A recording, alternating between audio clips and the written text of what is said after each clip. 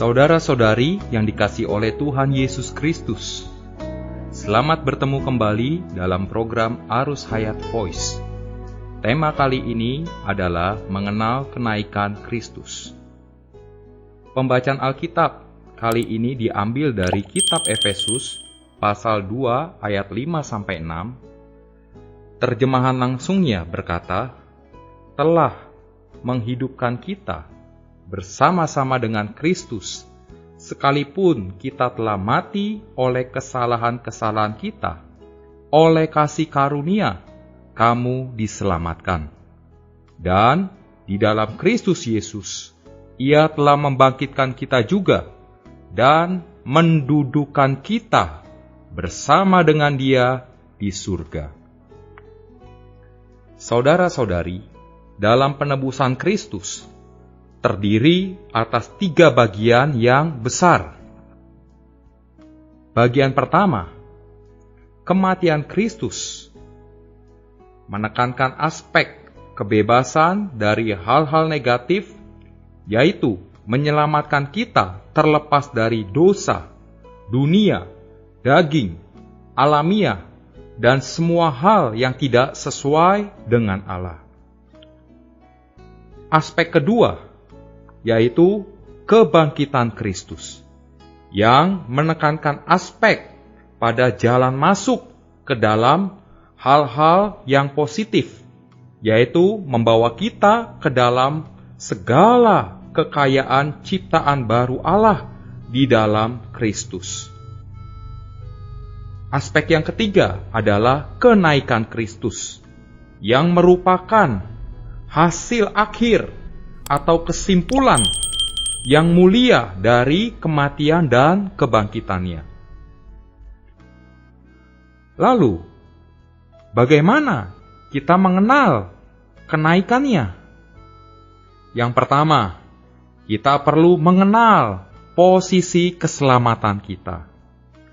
Saudara-saudari, Efesus pasal 2 ayat 5-6 memberitahu kita bahwa semua orang yang beroleh selamat bukan hanya sebagai orang yang dosa-dosanya telah diampuni, bukan hanya telah dihidupkan dari maut dan memiliki hayat Allah, tetapi juga telah duduk di surga sebagai manusia di dalam kenaikan. Kristus menyelamatkan kita adalah agar kita bersama-sama dengan Dia mengalami kenaikan dan kemudian duduk di surga. Jadi kenaikannya justru adalah posisi akhir dari keselamatan kita. Saudara-saudari, kita juga memperoleh hayat kenaikan Kristus dalam Kolose 3 ayat 1-4. Rasul meminta kita memikirkan perkara-perkara yang di atas. Ini adalah berdasarkan pada fakta bahwa Kristus adalah hayat kita. Kristus duduk di surga di sebelah kanan Allah. Karena itu, kita juga tersembunyi dengan Dia di dalam Allah. Meskipun hayat ini telah melalui kematian dan kebangkitan, tetapi Kristus memberikan hayat ini kepada kita di dalam posisi kenaikan. Hayat ini telah mengalami kenaikan dan bersifat surgawi, dan diberikan dari surga. Ini adalah hayat yang menembus surga, memiliki persekutuan dengan surga, dan berhubungan dengan surga. Meskipun menurut kondisi luaran kita masih hidup di bumi, tetapi menurut hayat batin kita sudah berada di surga.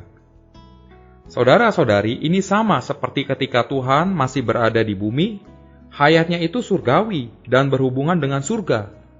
Oleh sebab itu di dalam Yohanes pasal 3 ayat 13 berkata, bahwa meskipun Dia telah turun dari surga, Dia tetap ada di surga. Yang kedua, untuk mengenal kenaikan, kita perlu mengenal fungsi-fungsi rohani. Semua perkara rohani orang Kristen diberikan oleh Tuhan dalam kenaikan. Ini tercatat di dalam Efesus pasal 4 ayat yang ke-8. Juga untuk kita terapkan dalam posisi kenaikan. Karena itu, jika kita tidak mengenal dasar kenaikan dan berdiri teguh di atasnya, kita tidak akan dapat menerapkan karunia rohani. Kejadian pasal 1 ayat 17 memberitahu kita bahwa Allah menaruh benda-benda penerang di langit untuk menerangi bumi.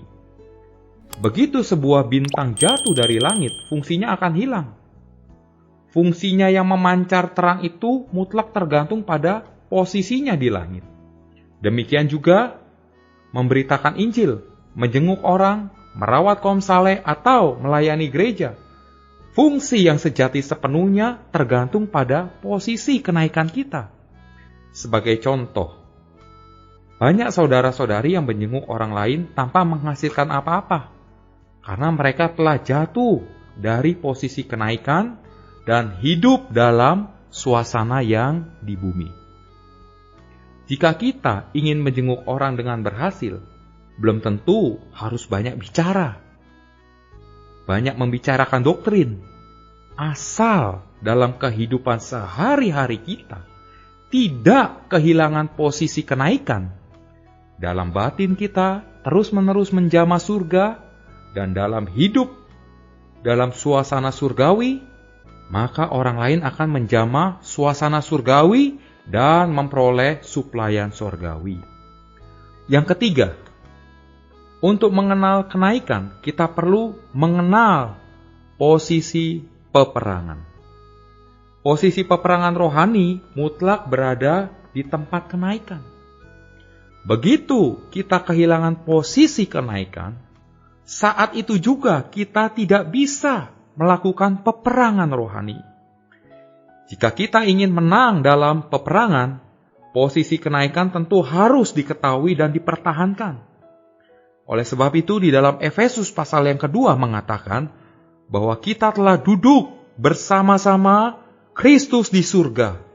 Selanjutnya Efesus 6 ayat 12 membicarakan bahwa kita berperang melawan roh-roh jahat di udara atau di angkasa. Ini berarti mula-mula kita harus menjadi manusia surgawi dengan posisi kenaikannya. Baru kita bisa dari atas menyerang musuh di udara. Karena itu, saudara-saudari, posisi peperangan rohani mutlak ada di surga. Jadi, jika kita ingin mengalami kenaikan, terlebih dahulu kita harus mematikan segala sesuatu yang berasal dari dosa, dunia, temperamen, daging, diri, dan alamiah dengan salib Tuhan, dan masuk ke dalam kebangkitan Tuhan melalui Roh Kudus. Kemudian kita dapat memiliki pengalaman kenaikan dan menjadi umat surgawi di dalam kenaikannya. Terima kasih. Renungan yang telah disampaikan oleh Pak Pengkhotbah dan semoga menjadi terang bagi kehidupan kita. Oleh karena itu, sebelum kita tinggalkan tempat ini, biarlah Bapak Gembala membawakan kita dalam doa. Kepada Bapak dipersilahkan.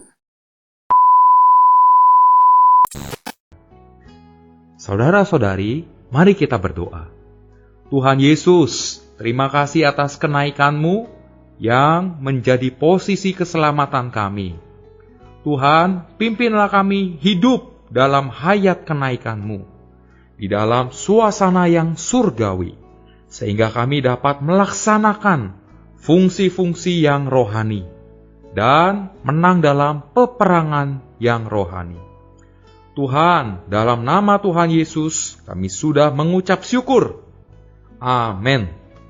Demikianlah firman Tuhan. Sampai bertemu di kesempatan berikutnya. Kasih karunia-Nya menyertai kamu sekalian.